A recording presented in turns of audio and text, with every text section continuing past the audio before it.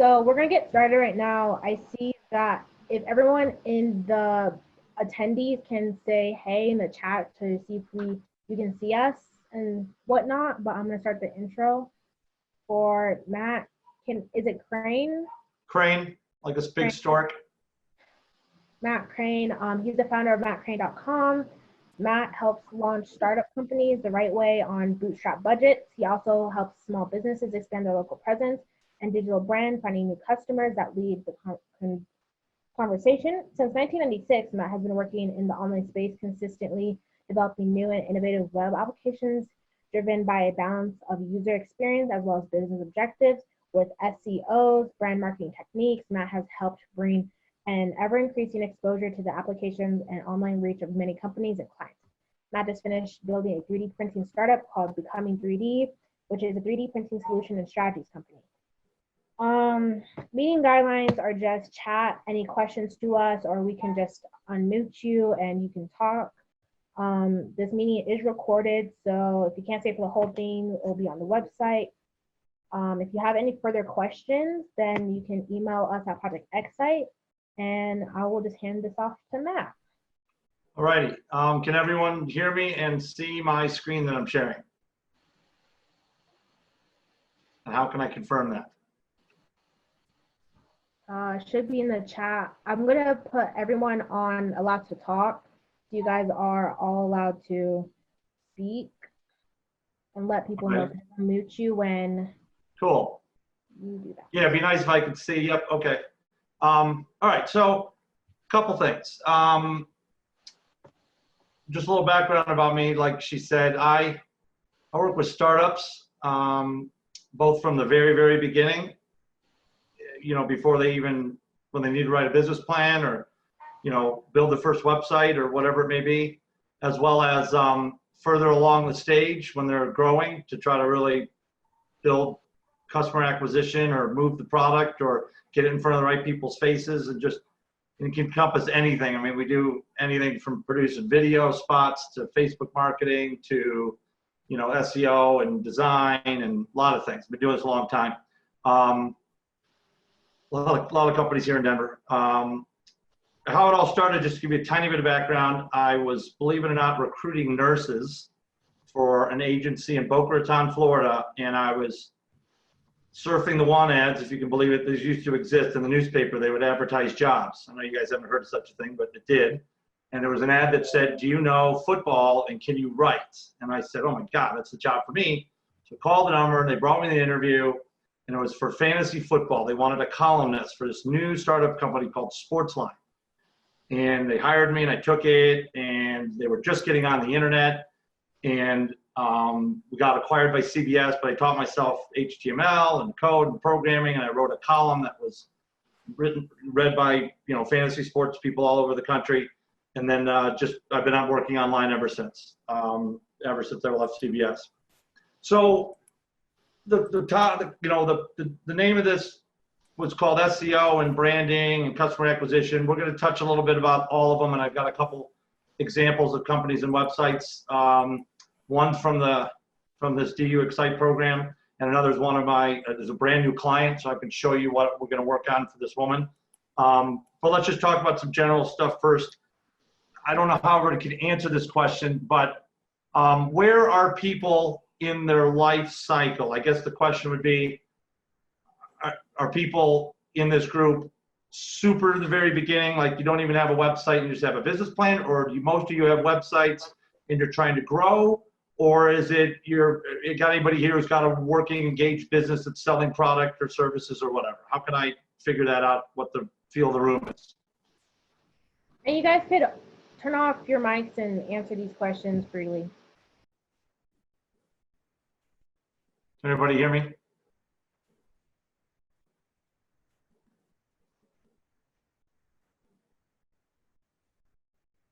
Yes, no? All right, well, I'm going to go with the assumption, I haven't seen any chats or anything. I'm going to go with the assumption that everyone has gone beyond the very beginning and at least have a website, because this is about SEO, and you can only do SEO on a website, and you've started the process. So when it comes to SEO, Google's either your best friend or your worst enemy. and this is for everything. Your primary goal is you want Google to love you. Sure, Bing and Yahoo still exist, and they're definitely a small percentage of the market. But as a bootstrapped startup, 90% of your world's going to be involved with Google and Google products, and especially Google search. So right here, I've got my screen opened up to Google My Business. So what Google My Business is like a directory for businesses within the Google platform, and it powers things like the Google Maps. Or when you do a search and you see the little box come up of the first 3 websites, those are all powered by Google My Business. And you see reviews on the page, right? So if I was to go over here and do a search, I'll search one of my clients.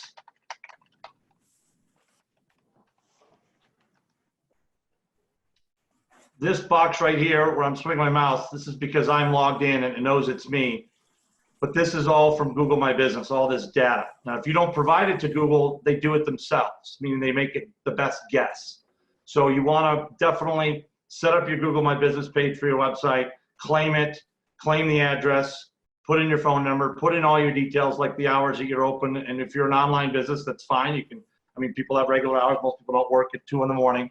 All that kind of stuff. But it also will let you manage your website and your web presence. And Google will give you some tools so you can see how many people are engaging on the site. If there's any errors that Google finds, like broken pages or links that are broken, those are in a report that's put out by another one of the products called Google Search Console. And that's another thing you want to set your site up on, Google Search Console.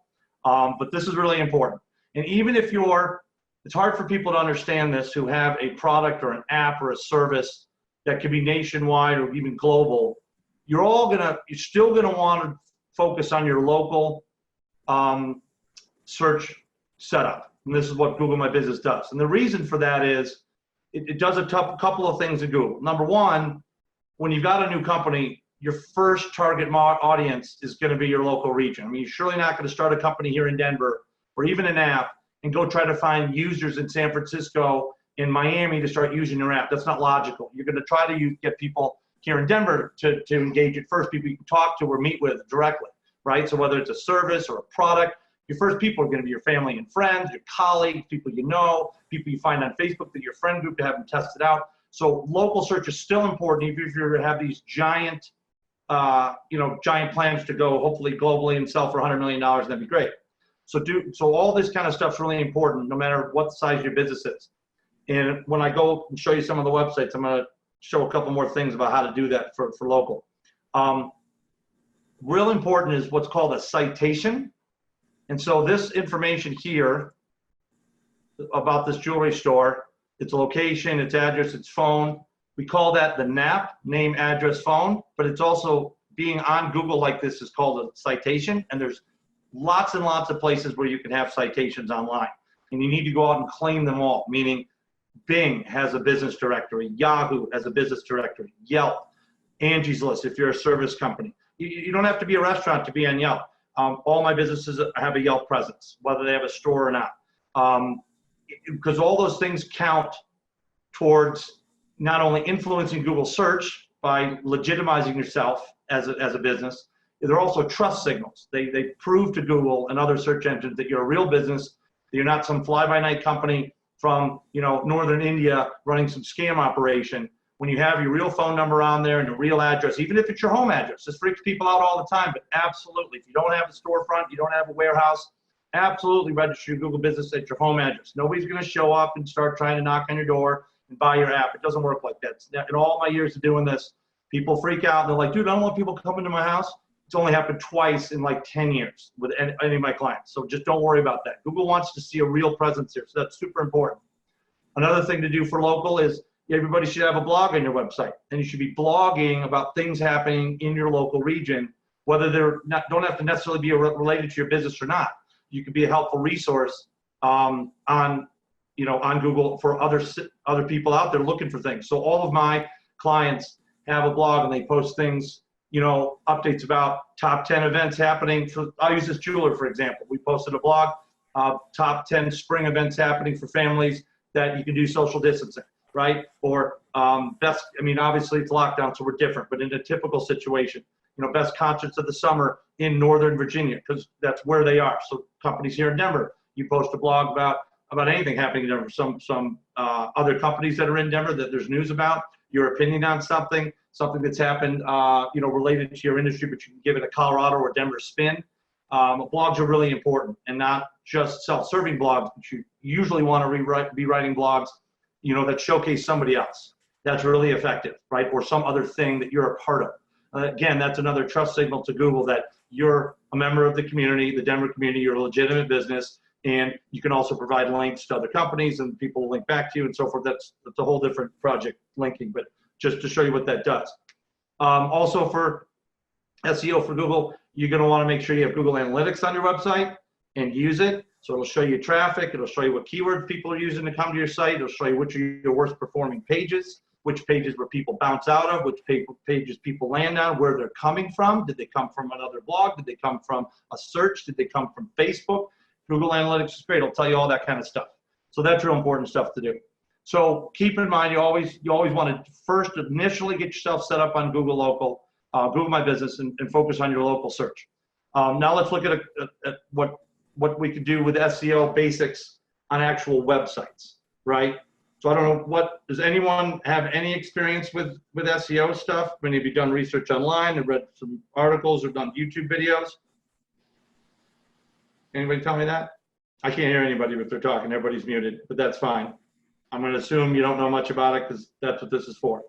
So there's two types of SEO basically. There's on-site SEO, on-page, which means it's things you can do and control on your web pages itself. And there's what's called off-site SEO, which is other things in the world of the internet, not on your website, but that influence your website, like businesses linking to you, news articles written about you, public relations about you, so forth.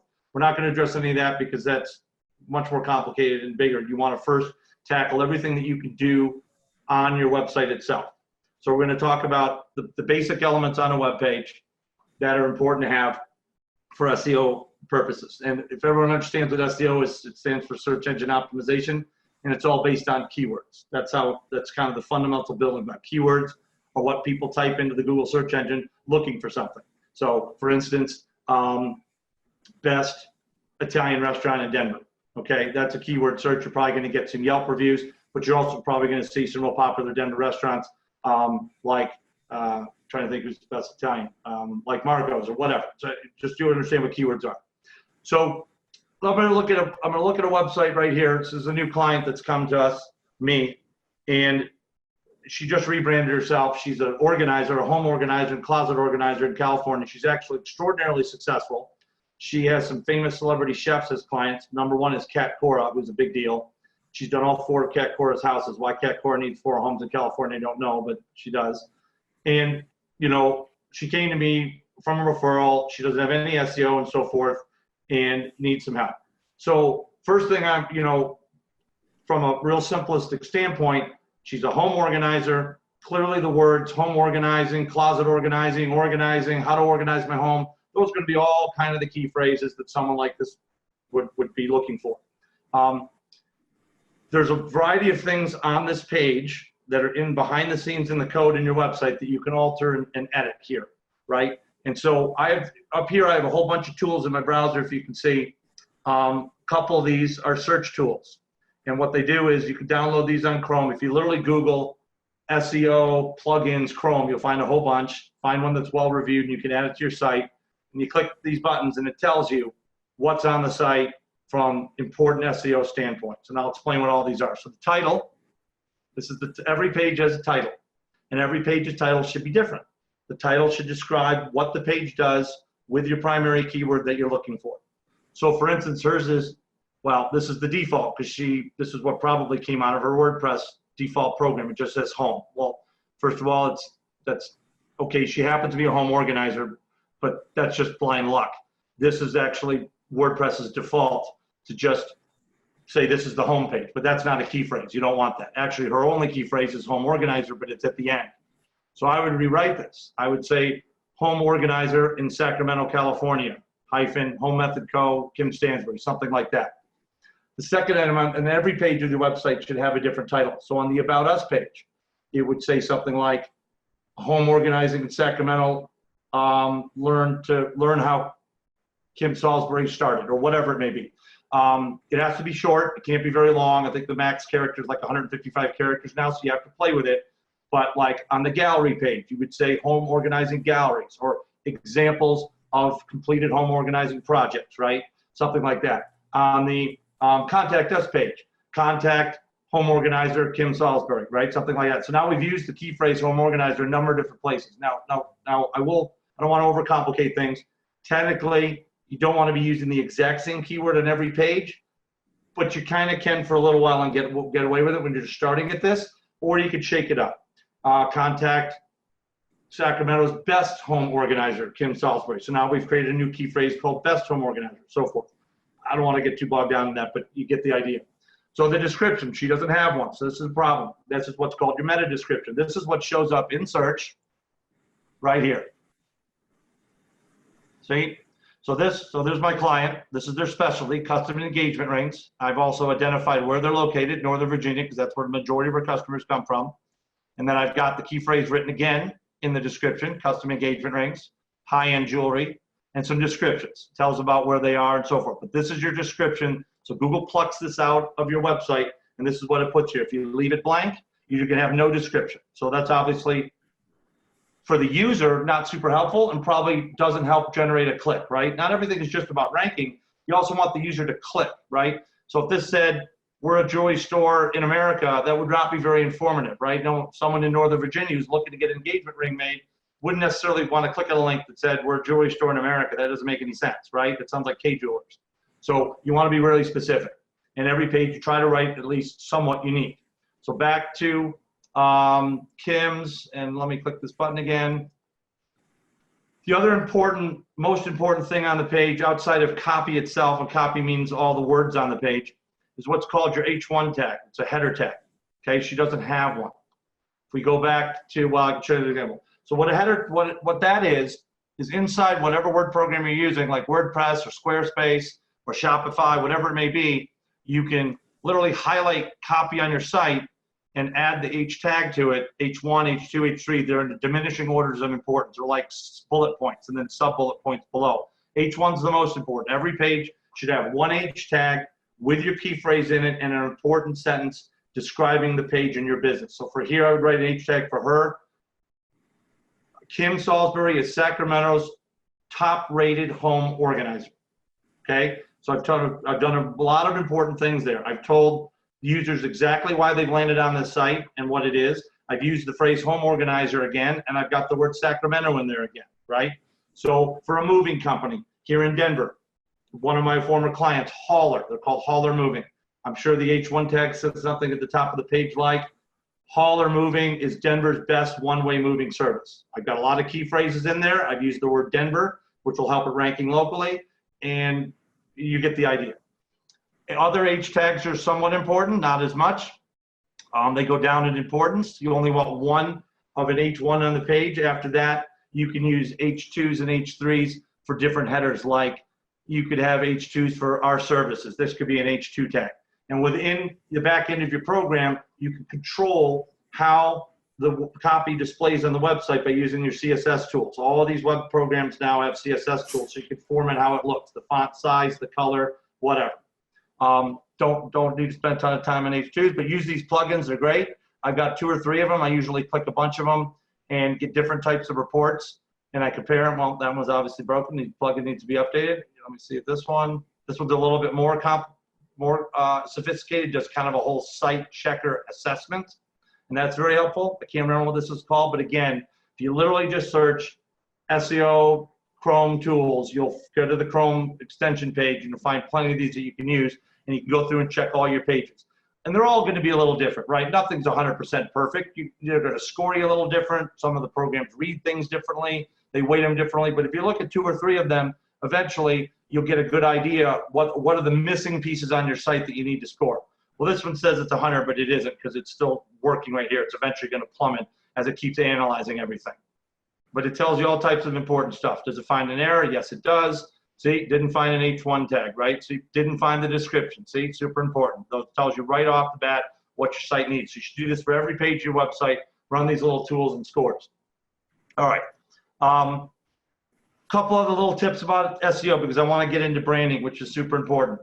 So other things to do on a website that will help your SEO and ranking. These are very simple, easy things to do. One, don't make things difficult to read. The first thing we're changing on the site is getting rid of this horrific font that is impossible to read. And her target audience are typically older women, to be honest with you. I just know because I've talked to her audience, and they have trouble reading things like this, right? My mom couldn't read this, and she uses a home organizer, right? It's very difficult to read. So don't make things complicated for people because Google can tell that, right? Google knows if things aren't readable on your website. It's very, very smart. Optimize your images on your website. This is a big one. So let me show you an example real here. This is a great test. Something real interesting that you can do is called a speed test. Google's very concerned with how fast pages load. It doesn't like slow sites. And it announced this a couple years ago that it was going to start making page speed load one of the factors in their ranking. So you can go, you just Google page speed, you'll come to this page, you plop your little URL in here, you hit analyze, and it's come back and spit your number between 1 and 100, now how good your page is from a speed standpoint. For reference, anything in mobile and desktop over 70, 75 is pretty darn good. It's hard, very hard to get into the 90s, very hard. Because you'd have to have a very stripped down website with not a lot of images on it so it would load really fast, and that's not realistic for most people. But a site like this, I bet her score is going to be like 10 or below. Oh yeah, it's horrible. See? There you go. So it's an 8. And you see how the tab over here is defaulted to mobile because Google cares about mobile results more than anything else. It doesn't care as much about desktops anymore or laptops. It knows everyone's doing the majority of their searches on a phone. It wants to know how websites perform on a phone before everything else. So page speed is real important. And one of the key things with page speed is you see right here, what it's telling you is her images are all messed up. They're all too big. See the size of these images? She's loaded gigantic images on her website, and she's got a gallery. Well, this causes the site to slow down. So one of the first things we're going to do is we're going to go through, take all these pictures down, re-optimize them. You can find lots of free editing tools online to do image optimization. And you literally, most of them will have like a button that says optimize for web or compress or whatever it may be. And you play around with the settings and the filter so you still have a clear picture, but it's not super big and high resolution. What a lot of companies make the mistake of doing is they take photos they took from a professional photographer from their iPhone and they use those straight up on the web. Those are all high-res photos, okay? The web doesn't need high-resolution photos. They're too big. They're 2, 3, 5, 10 megabytes large, and your whole web page shouldn't even be a megabyte large. So you want to reduce all those photos down and re-upload them. Another thing you can do for SEO is insert what's called the image alt tag, A-L-T. When you're uploading photos into any of your programs, Squarespace, WordPress, whatever, there's little fields how you can tag the photo. The most important of all, you don't have to worry about the title field. There's a couple others, and the most important is the alt tag, and that is what the image, the name of the image or what it is. So for instance, like this, you want to use keywords like, so this one right here where this shows all this macaroni stacked up. You say something like containers for dry pasta in your pantry to help organize, right? That's an image alt tag. So when the image alt tag gets displayed for blind people, so it shows them what the picture would be there if they can't see the image itself, right? It spells out the word. So for this table right here, I mean, I don't have a good alt tag for that. It's just a table, but you would say something like dining room table in a newly organized home, right? Something like that. I've used the word organized again, and I've used the word dining room table. Those are all key phrases that are telling Google this is a website about homes and home organizing. So use the image alt tag and reduce the sizes of the images. That's super important to do. Let's see what else is on the list. Oh, back to local. Every website, I see so many websites that miss this. Down in your footer, right now, say you want to always have your copyright date updated. Google reads that. She's outdated. She's got 2019, should be 2020. And you want to have your phone number and your address on the page. It's the same way you registered for Google My Business. Even if you're an app store, even if all you're doing is selling virtual download apps, you still want your physical location on here. That's another trust signal for Google and for people to tell you that you're a real legitimate business, not an internet fly-by-night company. And for me, someone like this who literally, someone's going to look at this website, oh my God, I need a home organizer. I can't wait to talk to this woman. Why isn't the phone number up the top of the page? Phone number should be everywhere on every page or website to have somebody contact you. You sell apps, obviously, you don't need people calling you. But for something like this, it's a service business or you sell a product, you always want to have your phone number everywhere because you definitely want people to call you. You're a startup. You need to talk to people. So last thing I'm going to talk about for SEO, yep, because it's almost 12:30, is, oh, I already talked about the page speed, right? Page speed, image optimization. Does anybody have any questions right off? Because I know I covered a lot really fast about like the title tag and the description. You can unmute yourself and just shout it out and say, hey man, I got a question. Anybody want me to look at something dealing with on-page SEO? Go ahead and say it. I'll do it. I can't hear anybody, but if you type it in, I'll pay attention. Any questions? I'm a little bit confused how, like, can you change the different like descriptions, like those H1 and the title from those Chrome extensions, or do you have to do that? No. You have to do it from within your program, like WordPress or Squarespace. Gotcha. Thank you. Those tools are just telling you what's wrong or what's missing or what Google's finding that won't match up to what they're looking for SEO. But all that stuff is done within your website in the code. So your programmer can help you, or you can do it yourself. I can walk anybody through this afterwards. You can let me log into your site. I can show you every page and show you what to put in there and do. One last thing I'm going to show you. Well, I think that was Lauren that just talked about. We're going to look at Lauren's website, which is One Kind Cup, and she went through the Excite program. And there's a lot of free, good keyword tools out there. And here's one of them called the Hoth. A friend of mine actually owns this company. And so what these do is help you figure out what are good other keywords to use on other pages and in your copy, in addition to whatever you think your best keyword is, right? So just so you guys know, Lauren makes this disposable, recyclable, compostable cup that comes with a straw built in. It's kind of amazing. It should be in every restaurant within 2 years because she's going to be worth $100 million. It's going to be awesome. But we got to do some work first. So I immediately, just out of the top of my head, I said recyclable cup. That's probably a good key phrase, right? So I plugged it into the Hoth, recyclable cups, hit the button. You have to register, but I'm registered already. And then it comes down here and it gives you all these other ideas of words it knows. It's found out there in Google's database that it thinks are related to this. So you can start looking through this for ideas like recyclable paper cups. That's one Lauren should definitely use, right?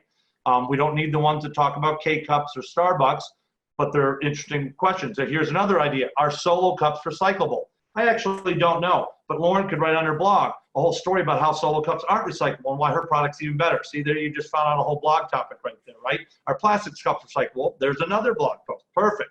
These are all, I mean, I wasn't even looking for blog posts, but there's just an idea. So what this tool shows you is how many average searches are done a month on this based in a region. It's all relative. There's definitely more. Can you recycle K-cups? 590 people in the whole United States. But it's hard to explain, but it's just out of the snippet part of their database that Google lets them have access to. It doesn't show everyone everything. And out of that little snippet, you just have to assume that it's a representative sample of all the Google database. So relative, 590 people search this. What the CPC means, this is telling you what you'd have to pay in Google Ads, cost per click, $1.23 to rank somewhere in the top 5 for a paid search. We don't have to talk about CPC. That's a whole different ball of wax. Competition is very important. The lower the number, the easier it is to rank for, right? So that's, well, the user wouldn't know, but I know that. So this is a very easy word to rank for, believe it or not. Nobody's optimizing for it. Recyclable coffee cups is the one, which is the highest it get, which means it's being optimized by lots of different websites. You probably can't rank on that. So you want to look at numbers like this in your keyword research that are, maybe below like a 0.6 or 7 that you'll have a good, better chance to rank on. There's lots of them in here, right? A lot of them have to do about K-cups, but you can keep looking, and they're going to give you thousands of results. Then you can go back and put a different key phrase in. You could do paper cups. Are they recyclable? And get another list of research terms. So I would search things like best new recyclable products. That's another good key phrase that you could optimize on. So anyway, too much to, I know I'm giving you a lot of information, but if you literally just use Google to your advantage, Google, top best free keyword planners. You'll find a whole bunch of websites like this. Try a couple of them out, see which ones are easiest for you to use. Get some keyword ideas to go back then into your website and use a unique one on every page that are all generally kind of about the same topic. So if I was optimizing for Ford 150 trucks, the keywords I'd be using would be obviously Ford 150, probably on the homepage, best Ford trucks, best Ford 150 years, best four-wheel drive trucks in America. Those are all good types of key phrases people will be looking for, and drop the word Ford in there a whole bunch of times. So I'm oversimplifying, and I know. but I just wanted to give you just kind of an overview of the type of things that you need to work on and tackle on your site. And like I said, anyone feel free to email me. I can help you go through all this kind of stuff with your site in particular. Matt, So now we're going to go into branding because that was a lot of specifics, and I want to look at branding stuff, especially during this market, which has changed everything under the virus, and people are shopping differently and people are operating differently. A lot of businesses are really struggling. So let's go look at my new client's website. Pardon me? so we have some 2 questions in the chat. I just wanted to let you know about before you move on. I see that. Yep. Okay. Quite frankly, getting into the top 5 is awesome. It's very hard to do for any words that are competitive. You just have to work at it. Getting on the first page is very good. So actually the statistics show the #1 link is clicked first, then it goes down in significant percentages to the number 2 and 3. And then all the ones in the middle are very similar. They all get between 10 and 12% of the clicks. But the last link, actually, believe it or not, number 10, gets a lot of clicks. And then number 11, the first link on the next second page. But no one goes any farther than that, just to be honest with you. The vast majority of people never make it to the bottom of the second page of search results. They just assume that they see it on the first page, it's got to be good, right? They just assume Google's smarter than they are. If it comes back on the first page, it's got to be good. So, but here's something to think about, and this is what you should look at with keyword research. It's awesome to try to rank for recyclable cups, but I can tell you right now that's going to be a wicked hard term to rank for because it's very generic, and it's probably, a lot of people are probably already ranking for it. So it'd be very hard for Lauren's company to break into that. But what's called the longer tail keyword phrases, like meaning with more words or formed as a question, those are called long tail keywords. Those you can rank for. Like, does anyone make a paper recyclable cup? That's a long key phrase, but that's really good. And even though not a lot of people might search that, you're going to rank for that. So I'd rather rank in the first page for a search phrase that's only done 50 times a month than to try to rank on page 3 for a search phrase that's searched thousands of times, because you're never going to get seen. It doesn't matter. You know, many times it's been searched. If you can't get on the first page, it can be very hard for you to get clicks. So combinations of your main keyword in sentences and with more descriptive adjectives can make what's called a long tail key phrase, and you're much more likely to rank for that. Just like a blog post, RK cups recyclable. She could write a post for that. That's a long tail key phrase because it's written in the form of a question. She could write a blog post on it, and she could bring people into her website reading that. Then they say, oh my God, this website actually makes recyclable cups. That's cool, right? That's how you get traffic. That's actually kind of a branding thing. Any more questions, please type it in. So how do you provide a location when you don't have an office location? I always tell people to use their home address where their company's incorporated. I know, like I said before, people don't want to always do that, but it works. And it's great to do. And it really will help you for Google My Business. You really can't even have a Google My Business without a physical location, but you can use your home. All my clients, even virtual clients, they all have their company incorporated at their home if they don't have an office, and we use that for Google My Business. Another tool you can use too to test all your local citations is what's called Moz Local. So if you just type in the phrase Moz, M-O-Z local, you can sign up. I think it's $99 annually. But what they do is they take your physical address, like right here, this is one of my clients, it's a realtor in Florida. They take your address from your Google My Business page or your Facebook business page, one of those two, and then they match it up with every directory online and find out what's wrong and what you're missing. And they actually monitor it and submit your citation to all the different directories. So I'll show you an example. Here it is. So they took my realtor company's Google business listing and they submitted it to Bing, Foursquare, Google Maps, all these other weird places. We don't, Apple Maps is wrong. I had to fix that, and Waze is wrong. We don't do TomTom, and I don't care about that. And there's a lot of other directories, but this is a managing service for your citations. It's very hard to go and do all that stuff yourself. You have to apply to Bing and all that stuff. It's easier to have another company do it like this. This is called Moz Local. So back to, let's talk about branding for a little bit and messaging, right? So this client came to me, and I noticed a whole bunch of things already that are a problem on this website that I don't like. One, it's very hard to tell what this woman does. It's all I see is Method Co. And then in smaller font, I see home organizing. And then I see meet Kim Salisbury. Well, why do I want to meet this woman? First of all, if I land here, why do I care about meeting this woman? What's she doing for me? So yes, it says based in Sacramento, organizing all over the US. You haven't really told me anything, right? We already know that she doesn't have this H1 magical tag on the page, which is the headline. I'd have a giant headline right up here that says, just like I said, Kim Salisbury is Sacramento's best home organizer. Contact her today, right? Give someone a command to what they should do. Where's her phone number? There's no phone number here. She's offering virtual consultation, which is probably the hottest thing going because she can't go in people's houses right now. Why is this not like in a bright red color or something to make it stand out? Why is it not dead center right here under the headline? Like sign up for a virtual consultation today, right? These are all misses that she's done with branding. This thing says schedule. I already talked about how terrible the font is. I can't read that. But schedule what? Schedule what? There's no explanation of what this button does or what you want a customer to do.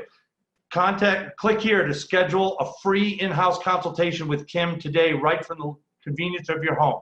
That's what I would have information they're telling, right? I keep saying right. I know you guys don't know what I'm saying, but that's what I would say, right? Other ideas for her, okay? Nice, got some nice pictures. She's got a testimonial on here. That's not bad. I don't mind that. Join the mailing list. Why am I joining the mailing list? Okay, for Kim's monthly tips. Okay, that's not bad. Tell people why you're doing something. That's good. I get down here, I already talked about there's no address or copyright's outdated, and she have her phone number here. If someone scrolls all the way to the bottom, especially on a phone, you want to make sure they can get the phone call easy, click to call, so they don't have to go all the way back up to the top again, which is a hassle. Other thing I noticed that's a problem with her is her navigation is hidden. It's in this little hamburger thing, which is what you see on a mobile device. I would never do this on a desktop. I'd have her navigation right across the top like a traditional website is. People are going to have to search for that and not know what to click on. But if you click right here to media, she's been in the news and interviewed on a lot of radio stations, okay? Okay, here they are. Channel 10 in Sacramento talks to her all the time. Problem is, these all look exactly the same and I can't read it. It's not telling me anything, right? These all should have unique pictures that you can set in a YouTube video. You can set your initial screen capture for how the video loads to a certain image. And that's what each one of these should have a different one so they all look unique and could compel someone to click. The other issue is huge. She's got all these major, like she's been on Apartment Therapy, like featured on the homepage. That's a huge website, but nobody would know unless you clicked into this page. I would take this exact bar right here and I'd slap it right on the homepage. I'd go right back to the homepage and I'd say, why hide that? Right under this, I'd put it right here. Look every place that Kim's been featured. She's famous. She has some of the most important celebrity chefs in California using her services. Kat Cora. I'd slap Kat Cora's picture and name right here. She's an Iron Chef on Food Network, right? Doesn't have anything like that. So she's really missing the boat on a lot of real powerful branding telling her message because it's just, this site's overly clean in my opinion, right? Like they went the route of being too simplistic and too clean. I know the image they were going for, but at the same time, you can look pretty, but I need clicks. I need customers. I need information, right? I need conversions. So there's some things on the branding end of it that I wasn't happy about her aspect of it. Let me look at my notes real quick. Okay. I want to definitely get to Lawrence. So One Kind Cup. Ton of very similar things here, right? First thing that jumped out at me from a branding standpoint on this page was you're asking me to do something, but not telling me why, right? I've landed here, and instead of giving me information to help me, you've said, join us in bringing One Kind Cup to market. Well, what does that do for me? Why do I care about helping you, right? First thing I put here is an H1 tag with a big headline, just Kim's. One Kind Cup is the world's first and best recyclable, disposable soft drink cup, or whatever tagline that Lauren has, right? That's what should be here, right? That's super important. Two, all these buttons right here are just, they all look identical, right? They don't stand out. It's hard to read kind of because it's light white on green. I'd have restaurants and consumers are totally two different audiences. I'd have these buttons highlighted differently, and so they stand out a little different. So you help people explain what they're actually be clicking on to make it clear. Same thing before, no address, no phone number. How do I contact one? I want to order One Kind Cup. How do I do it? Only place to do it is this tiny little link up here that says contact us. And when I click on it, the mouse over says our team, our office, DU students. That doesn't mean anything to me. Where's phone number? Where does it say? Well, yeah, so I know how it functions, but just from a user standpoint, it's not clear and not easy to do. Here's another interesting tool that I use that you're going to want to put on your Chrome extension is what's called the Viewport Resizer. This little tool shows you how your website looks across phones and different browsers. Remember, I already told you that Google cares about the mobile experience the most. So right here, I see iPhone 5, iPhone 8, 8 Plus, X. Well, let's click the 8 Plus because that's the most popular phone out there. What's the first thing you notice when you see that? Well, I can't even read the logo. It's so tiny. I don't even know where I am. What is one kind? I can't even read that. So I make the logo busy here. I would probably take this notice down about the website. I know what they're doing. I get it. And again, this is where your headline needs to be. The rest of it actually lays out pretty good. It's easier to tell the buttons now because they're all in a column versus in a little grouping. I still would probably highlight them to make them look a little different from each other. And again, phone number and everything down here. But this is a really cool tool. So then you can look at it in an iPad, and then you can look at it in a desktop and change the different sizes of the screen. I use this tool all the time with every client I have. So we make sure we have a consistent message going across all the platforms. Let me think. I had a couple other things I was going to tell her about. One can go. So this is good. The About Us. I know there's our team. I put the team under About Us. This is good though. This is great information. Everyone should do this as well. From a branding standpoint, God, there's so much to talk about. Things just keep running in my head and I don't know when I'm going to have time to talk about it all. Every website for every company should have its executive board members or the founding fathers teams with a biography of each person on its own page, right? You should be able to click Lauren's and go to a page about Lauren. This is great. So this is a good job. You should always have this. Couple reasons why. It's another page on your website. It's easy to do that you can optimize. 2, it gives the user more information about who they're interacting with, right? So if I'm Pete and I'm the owner of Illegal Pete's, which is a great market for Lauren's Cup to go to, Illegal Pete's. He's super recyclable. He loves all this kind of stuff. I know him. It's awesome. Pete wants to buy from people. Pete doesn't buy from products. He doesn't buy from companies. You buy from people. So he wants to know who made this. Do I like who they are? Do I like where they came from? Do I, everything. So you always want to have a bio page for all the important members of your team on your website, and maybe a group About Us page, just like Lauren did back here on the founders page. But I would move the team to under the About stuff. About Us, our team, our mission, get involved. Those are great. Let me look at the mission page. Not even sure I've looked at it. Okay, good. I'm reading it really fast. Not bad.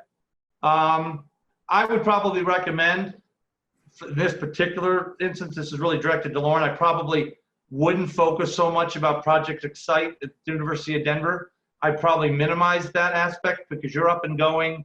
You got prototypes for your product.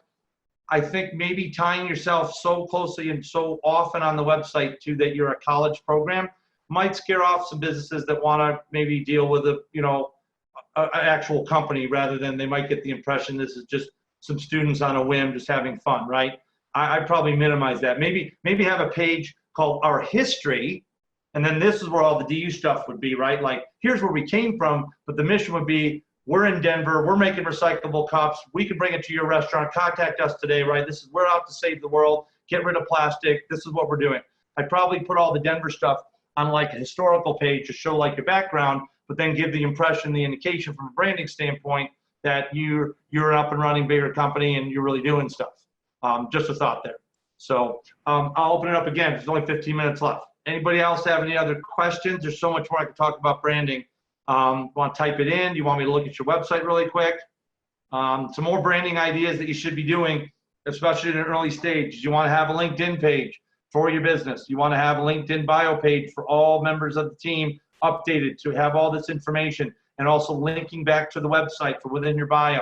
And your LinkedIn business page needs to be optimized with the link to the website in the description, and they do that. And all the pertinent information on there. LinkedIn is a super important ranking factor for Google, and it also legitimizes your business to people that are looking to invest or looking to buy your product. LinkedIn is like the directory for home business.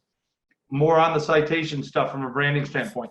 Get yourself on Better Business Bureau. Get registered there so you have a Better Business Bureau listing. That's another great idea. Other branding things to do for a company like this, I'd reach out to other influencers on Instagram and Facebook who are into eco-friendly products and partner up with them, right? Not direct competitors that make cups, but someone who makes recycled, I don't know. I mean, there's a million other things out there. Maybe composting groups that compost, right? There's got to be tons of those. How to set up your own composting in your backyard, I guarantee you there's an Instagram person that focuses all on composting. Get them to feature you. Do an Instagram takeover where you get to take over their Instagram and post for the day, and then all their followers get exposed to you, and then you could let them do an Instagram takeover for you. So another great branding opportunity. Go find parallel businesses that share similar interests and partner up with them so you can both market for each other. It's a great organic way, and most of them are super happy to do it, especially if they like, your product or your service. So for the home organizer, I don't know, let me think of who she could partner with. People that make these home organizing products, a cabinet maker, people that do home design, interior decorators, right? There's a great partner for her that could refer her clients.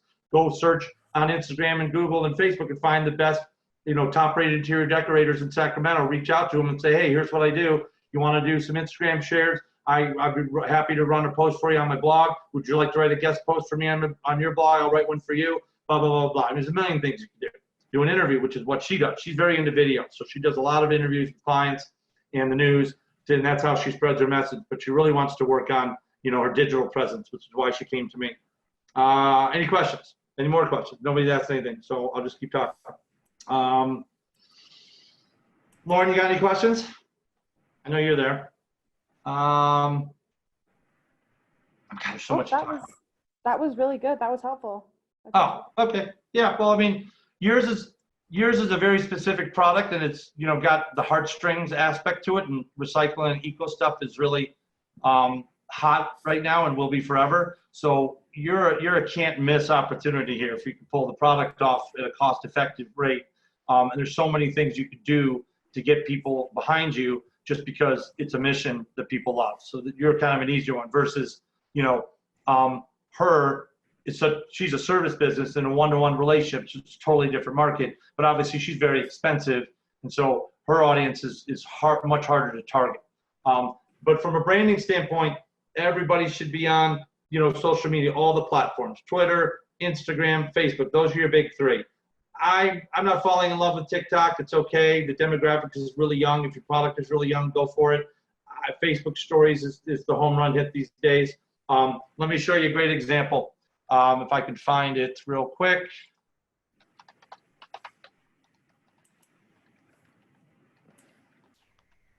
Look, Bergdorf Goodman is a very, very high-end, exclusive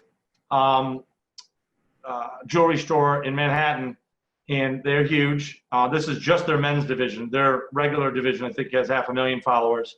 And this is where my jewelry client is. He's in the men's store. This is him right here. So Bergdorf launched this feature called Designer at Home, and they just came up with this. And they're featuring everyone now. So they asked all their top designers to do a video of what they're doing at home since they're closed under the virus. And they've been posting one a day, and his just got posted a couple days ago. So he made this video, and Bergdorf Goodman featured it on their website and went out to all this audience that normally people wouldn't have. So that's a great thing to do. Videos are awesome. So again, find Instagram followers that are parallel to what your market is and your interest. One Kind Cup's a great one. You could totally make little videos like explaining your product, explaining what it does, how it can be helpful, and get them to feature it for you, and you can do the same to them. Now listen, not everybody's going to say yes, of course. If they got 1 million followers, they're going to laugh at you and say, dude, you got to pay me $1 million to get on here. That's not what I'm saying. But you can go find smaller, at-home influencers with anywhere from 5,000 to 25,000 followers that totally do an exchange with you or do it as just being a fan for you. It happens. It's legwork, but it's worth doing. Features your brand. You can get a link back to your website. It has a lot of important effects. I'll tell you another company that's doing this really well. One of my clients, former clients, she didn't need me anymore. I got her going, and she's just cruising right here in Denver. Is U Sports. She is a job search engine for athletes, minor league athletes, people that aren't in the majors like the NBA and the NFL. But there's athletes all over the world that play for club teams, and so she's like an online job search engine and recruiting service for minor league athletes. But they do she does a ton of awesome videos and stuff they've been doing during the virus, like instructional videos. She's been having videos how to practice at home and train. She's interviewed some of her most famous players that are registered on the website, and they offer tips and tricks. So she gets guests to post for her on the Instagram. She's done a really good job. I don't know what this one is, but it looks like a training exercise video. She's using TikTok, but she recorded on TikTok and then obviously put it on Instagram. So Yeah, social media is definitely your friend for branding, especially in this market now, because, you know, shopping is changing and how people operate are changing, and everyone's online because they're not going to restaurants and concerts and bars and all that stuff. It's a perfect opportunity where everybody should be putting a ton of work creating content for all your social channels, right?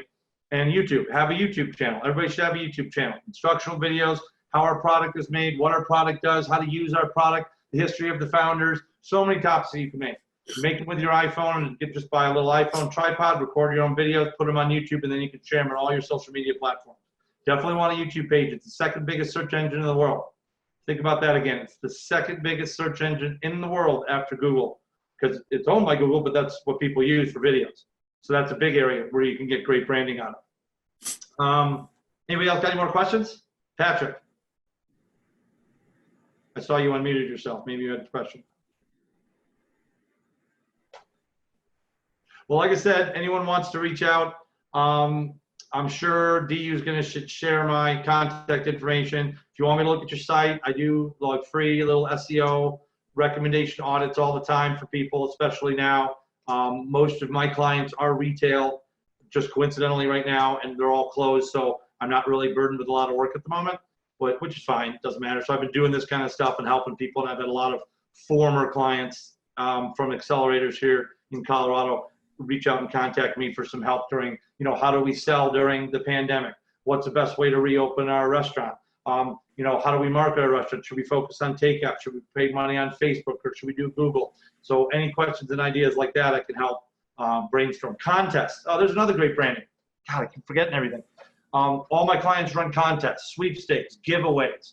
So Kim, we're already working, the woman who owns the home organizer. We're going to do a submit your picture of the messiest house in America or in Sacramento, or the messiest garage or closet, and one winner is going to win a free closet makeover, right? And Kim does it all herself, which is what's amazing. She doesn't tell you how to do it like Marie Kondo does. She actually does the work. She gets permission for you that she can touch everything and do it. She does the work. So come up with a contest. I mean, One Kind Cup, you could do so many awesome contests, right, to get featured, and have people submit a video, or have people submit a photo, and then you can put all the photos up on your website and have a blog post about the contest, and here's our top 10 finalists, and you can have people voting on it, right? Then you can share it on Facebook, and then people on Facebook can vote on it. You can share it on Instagram, and people on Instagram can vote on it.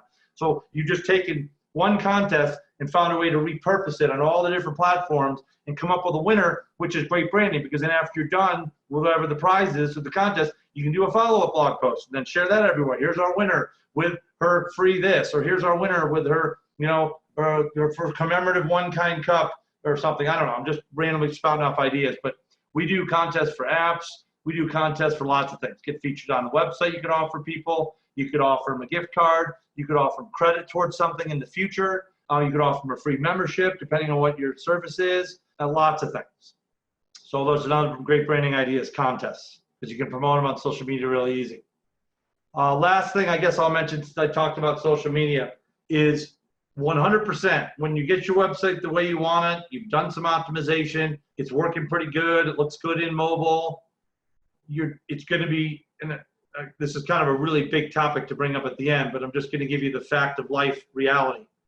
Going to be very difficult if you have a service business like this, or you make an app that you're intending to go to hundreds of thousands of people, or a product that you want to go to hundreds of thousands of people. It's going to be very, very difficult without tons of elbow grease and legwork to get tons of traction initially. You'll have a slow growth. You'll have a slow growth. But if you really want to peak your growth higher, you're going to have to pay for some social media ads. It's not a lot of money, but start in your local region. You can target on Instagram and Facebook by zip code. And I can help anybody with this, building an ad campaign. And you're going to need to reach people that aren't necessarily in your feed stream of your friends and their friends. Because just so you know, statistics bear out that less than 1 out of 10 people that are your followers or your friends on Facebook actually see any of your posts, because they all get pushed down the feed. So unless they're literally just looking at their feed 24 hours a day, when you post, within an hour, 10 other people have posted and it gets pushed down. People actually average scrolling on Facebook these days. On desktop, I think they scroll 20 to 25 positions, and on the phone, 40. But again, in 15 minutes, you're going to be off the page if that person's got a lot of followers. But what a paid ad does, not only will it guarantee that they're going to see it, okay, no matter when they log in, it's going to put it in front of them at some time in their scroll. It'll also expose your product or your service or your brand to people that don't follow you, that aren't your followers. And that's the only way you're going to grow. So I'm not saying, I know you're bootstrapping, come up with $5,000 a month in an ad spend. No way, that's not even remotely realistic.